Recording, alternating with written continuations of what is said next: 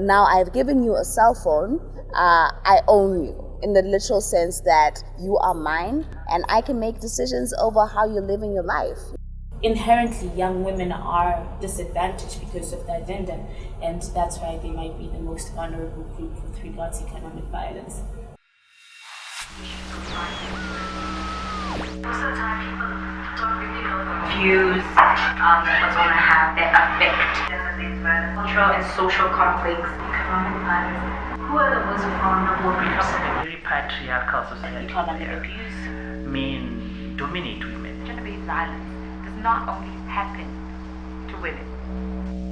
Ignorance gives rise to gender-based violence. Most of the time, people don't really know the who are the most vulnerable groups.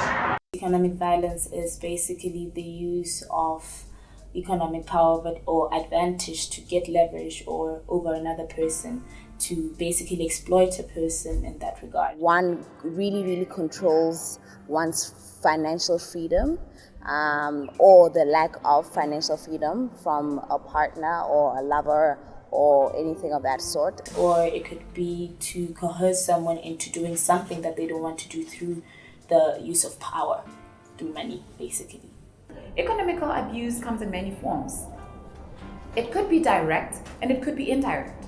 Where somebody is not allowed to have free access to their finances or the family finances. You could be working, earning, but at the same time you're not allowed to use your money the way you wish or you see fit. So economic violence really, it's about using my power that I have economically over another person.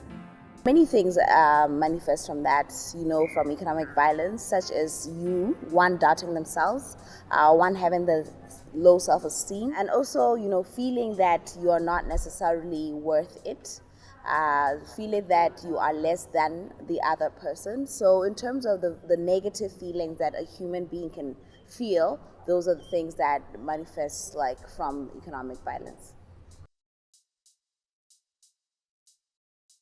A few years back, there was a focus study conducted by Sisonke, and basically they were trying to find out what were the most vulnerable groups. And what we found, which was alarming, was that the ages of between 18 to about 35, that is young women, the youth basically, were the ones that were more at risk. They are income earners themselves, but at a very low level.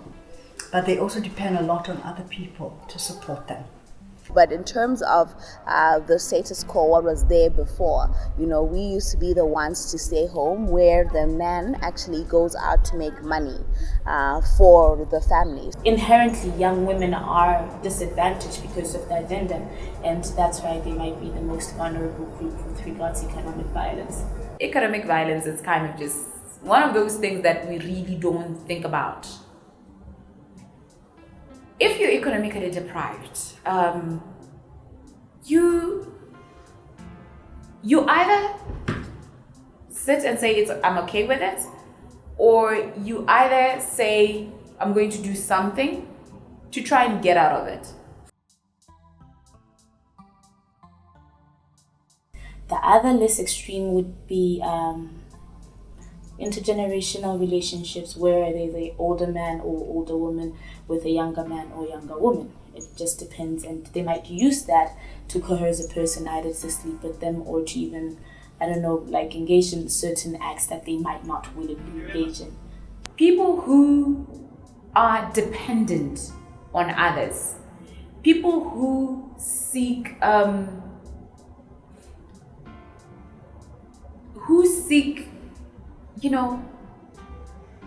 pampering from others, really, are those people that really, I would say, are the most vulnerable. 25% of older girls, a study was done, 25% of older girls in Botswana are reported to have had an older partner. And many things emanate from those kind of relationships. One is that these young girls or these young boys, they are sugar daddy. They are sugar mamas.